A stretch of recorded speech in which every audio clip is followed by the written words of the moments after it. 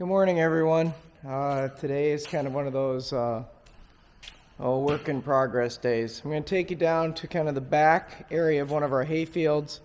We've got a small hunting area and a small hay field in the back of it, and we've always had some difficulty getting to it. There's not a good access point. So today's goal is to see if we can start kind of putting in some fill in that area, because we've got extra fill from digging out the ditches and stuff, and see if we can make that a little bit more accessible on the farm. Some days are like that. So it's about the 21st here of September, and we need to kind of get things rocking and rolling. We're literally a day away from the beginning of fall, and winter is right around the corner, which means we've got to get the pigs soon butchered. We've got deer hunting with the girls out there with the slivers, the bow and arrows, trying to stick some deer. We've got fall garden stuff to pick up. We've got to get the pumpkins out, the squash out. We've got to turn around and get some of the turnips and the rutabagas out, get that all tilled up for the end of the season. And then we have to switch right around to our winter prep, getting oils changed in all the vehicles and tractors, get the driveways markers out for winter. So as all that kind of stuff comes in this fall period of time, plus maybe a hunting trip if we can squeeze it in, we need to kind of get some of this last ditch summer stuff done.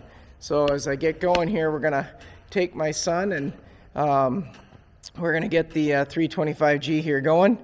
Right, Matthias? Yeah, we're going to get this thing going here and see if we can get going on some dirt moving. All right, so we're out here kind of in the back area. I'll see if I can get the visual of this here for you. So up there is the 3 barns.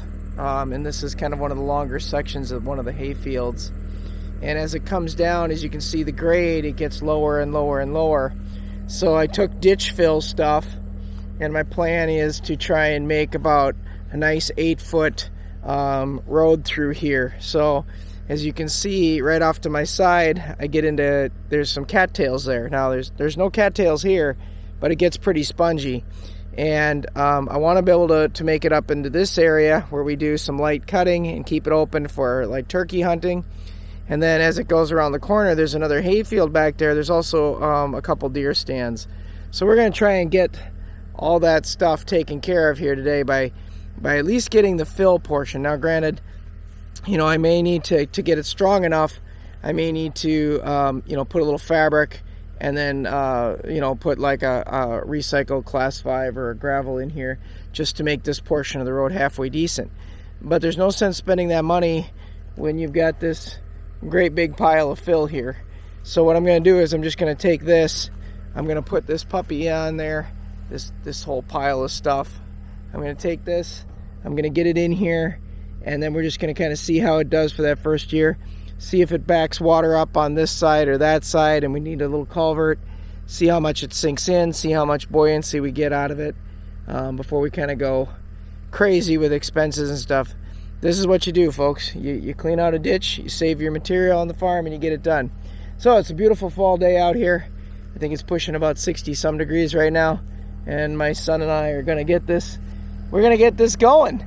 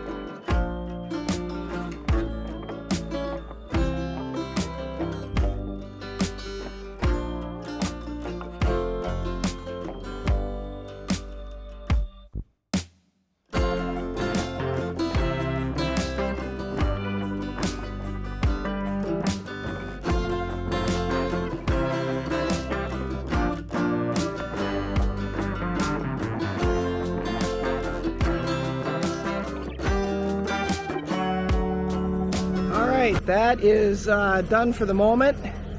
We're gonna let the winter snows and stuff pack this down. We'll see where the water drains. I think I brought it up probably about 3 inches for reality, so I'm pretty pleased.